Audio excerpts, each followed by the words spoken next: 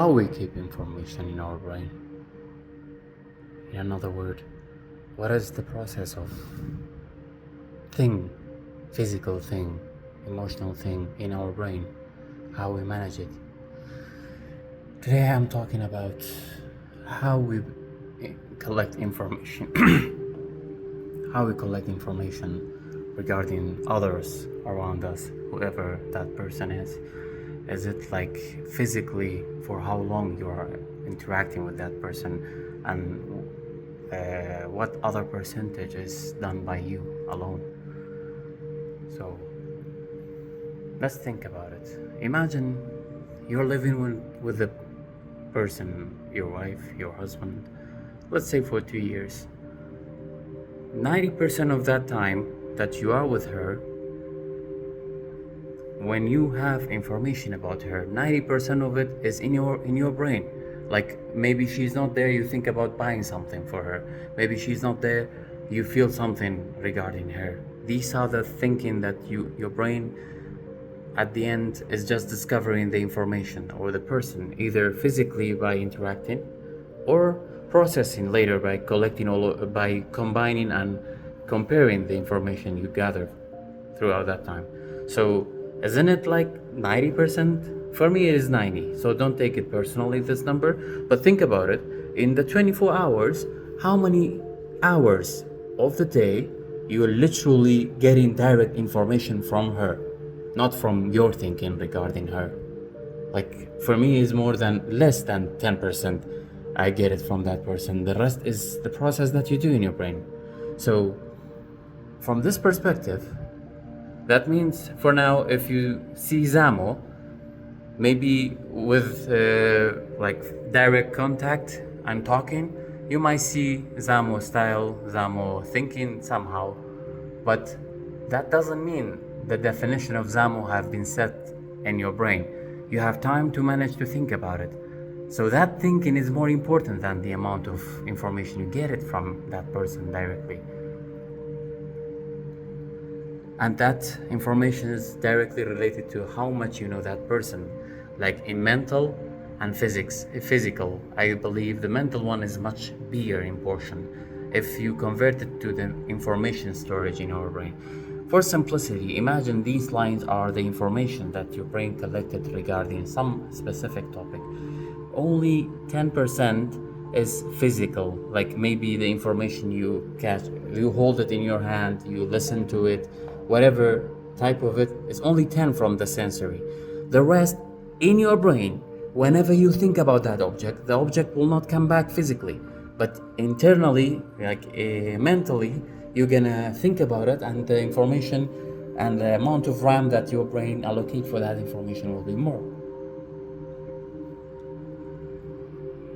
So if you think about it, if the information is stored like that,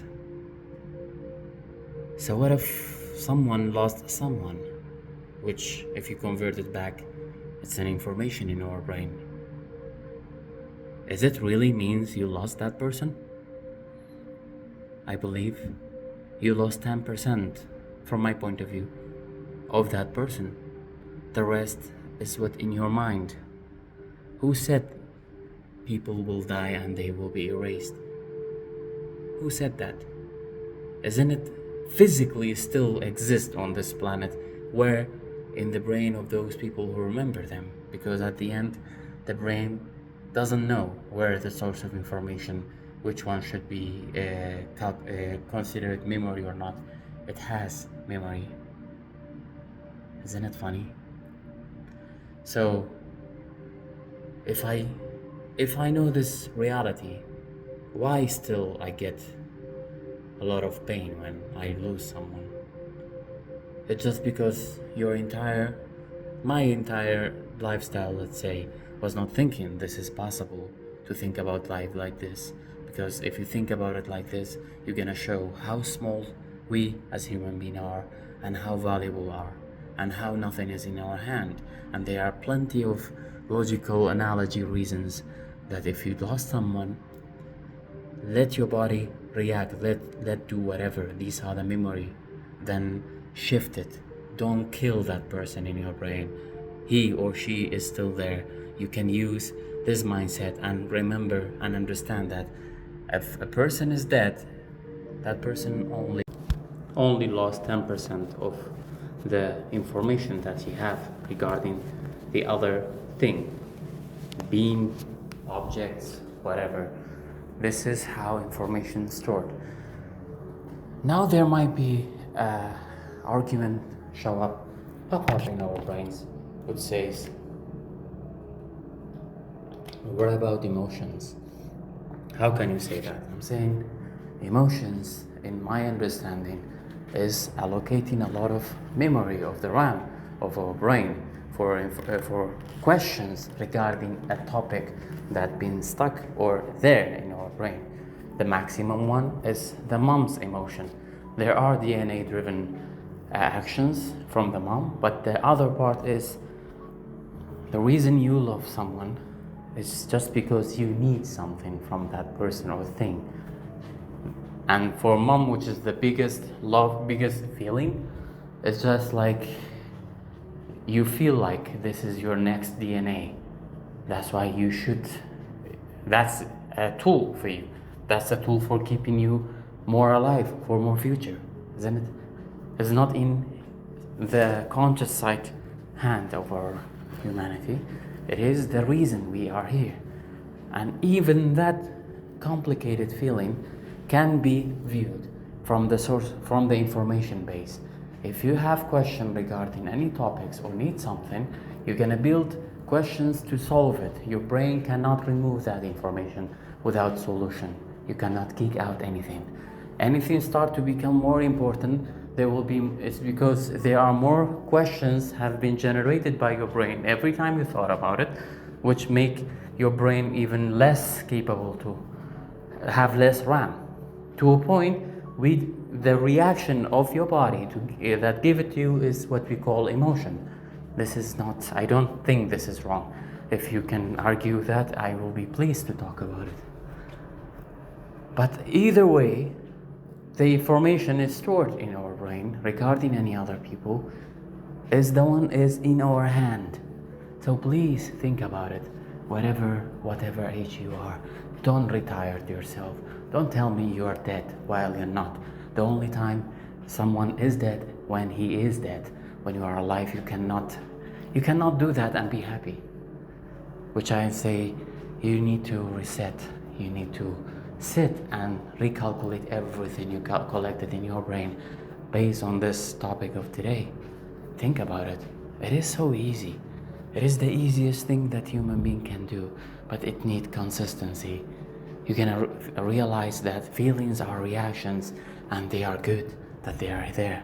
But if you understood them, you can use you can use the feeling to your advantage in your surrounding. This is where we are. This is the stage that human being reached to, and now we have AI to help us answering any single question regarding any past history problems that we think we forgot, but it is still in our brain, including the people that we loved and we lost them. You didn't lose them, you just lost 10%. The 90% is whenever you think he or she come to your mind, use this, visualize it. Think about that. If you can ask him what he can say, because you have physically his information, her information in your brain, in your cell. The representative of that person is in you. Use that. He will be alive. She will be alive. I believe this is what we call life or death. Life. When somebody physically alive, he have the most densest number of cell in one place to represent Zamo, for example. But when you die, there are brain cell not in one place, in how many people think or behave or do something that you shared. That's where you survive. If you ask me now, I might do it for that. I don't know why I'm driven toward that place, but I don't think I should limit myself. Don't you see? It's so funny when you figure out that everything is information and can be only solved, only go fast to fix it. by understanding you, your body, your brain, how your body function. These things, these complicated topics will be very easily solved when you start small. When you think about you have a problem, but you have other smaller problem, fix the small problems. Majority of time, the big problems are not even there. You have small glitches in the small problems that you can do now. Live today, do your today's problem that you can solve it for today. Thank you.